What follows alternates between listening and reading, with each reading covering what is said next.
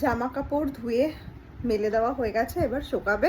Because এখন তো রোজই ঝড় বৃষ্টি হচ্ছে সন্ধেবেলা, তো এই কারণে দিনের বেলাটায় যখন রোদ উঠেছে আমি আর কোনো রিস্ক নিইনি, বেশ ভালো করেই মেলে ফেলে দিলাম। আর বাড়িতে থাকলে ভীষণ চুকুম চাকুম খেতে ইচ্ছা করে, মানে যদি ফ্রি বসে থাকি। তো কালকে স্লাইস আনা হয়েছিল, যেহেতু গেস্টদের মধ্যে ছিল হচ্ছে বাচ্চা, তো এই কারণে, আর আমিও একটা বাচ্চা রয়ে গেছে, তো ভাবলাম যে আমি চলো আমি একটুখানি স্লাইস খাই।